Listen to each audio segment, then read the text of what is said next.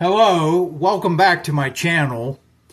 And in this video, I'm going to review the 1980s comedy movie Leonard Part 6, which starred Bill Cosby. And this film has gotten a lot of slack over the years for not being all that great. Many people consider it terrible and maybe one of the worst movies ever made. In fact, I remember when this movie was originally released in 1987, and judging from the previews that I saw on TV, it did look like a stupid movie, and I saw a lot of bad reviews for it, most noticeably on Siskel and Ebert. I know Roger Ebert really hated this movie, and even Bill Cosby himself, before the movie was about to be released, he went on a talk show, Larry King Live, telling people not to see the movie, even though he produced the film and he even came up with a basic story concept. So as time went on, I basically forgot about this movie. I didn't go see it, didn't rent it on video. But for some reason, maybe I was feeling nostalgic for the 1980s, and I recalled this film, and I got to thinking, I'd like to see this movie. So I watched it recently, and I'm doing this video because, actually, believe it or not, in defense of this movie, and even despite what Bill Cosby has done, what he's been accused of doing, I want to please try to focus on this as a movie that just happens to star Bill Cosby. I'm defending the movie, not Bill Cosby and what he did. So keep watching, please. So anyway, let's start with the title, Leonard Part 6. Now, that may seem like a strange title, and if you're not familiar with this film, you might ask, well, were there 5 other films? And definitely the answer is no, but it's a joke. Actually, it's in reference, it's satirical. Back in the 1980s, there were countless numbers of sequels being made to movies, like the Friday the 13th films or Jaws. And so this was in reference to that. And I thought that was mildly amusing, but it did make me want to go see the movie. But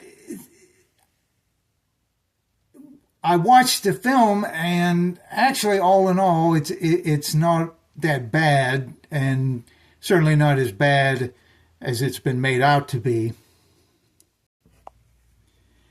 This movie was directed by Paul Whelan, a British filmmaker who had worked with the likes of Rowan Atkinson, a.k.a. Mr. Bean, and kind of an unusual choice to direct an American movie that Columbia Pictures was hoping to be a big success.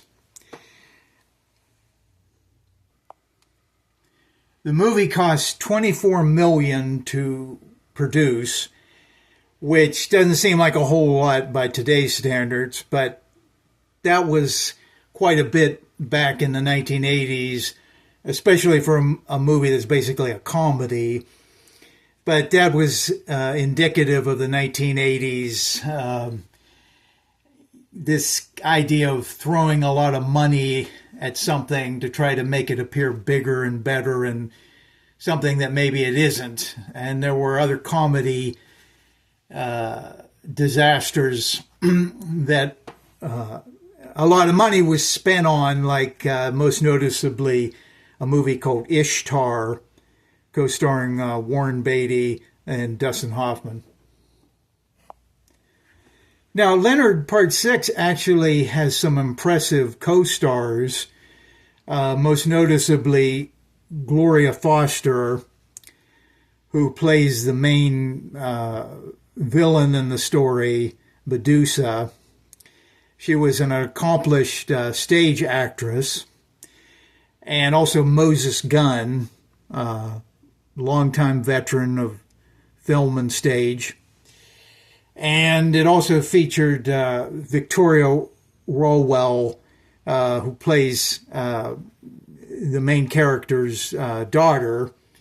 And the main character's name is Leonard Parker, and he's a former CIA agent who is retired and running a restaurant in San Francisco, but he's called out of retirement on a special important mission.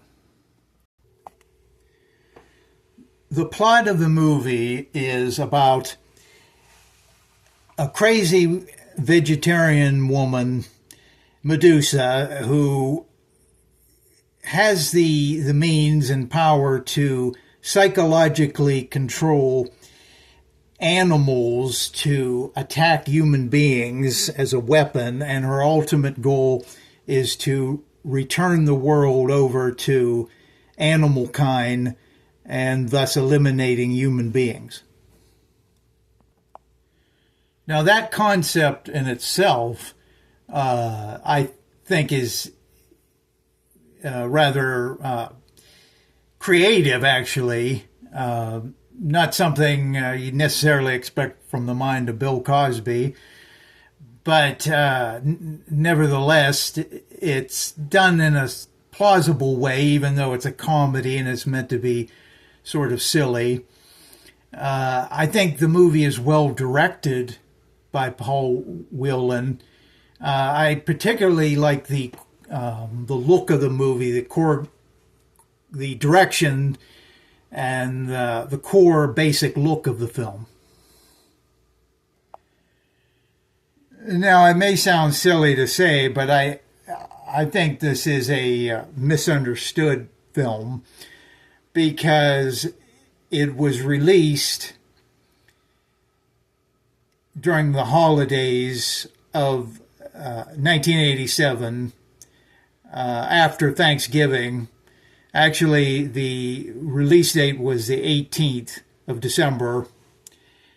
And I think it was meant to just be a lighthearted family movie that would be fun and just something innocent and decent to see that would be suitable for family viewing.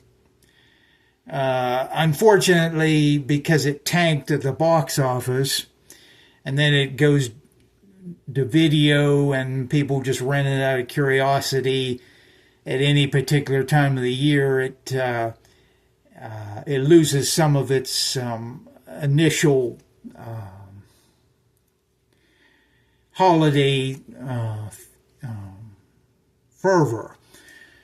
And so, I mean, not that it's not a Christmas movie. It doesn't have any references to the holidays, but the holidays are a time when we sort of suspend our disbelief on the magic and certain silliness like Rudolph the Red-Nosed Reindeer or Frosty the Snowman. You know, how does he come to life? Just from a magic hat?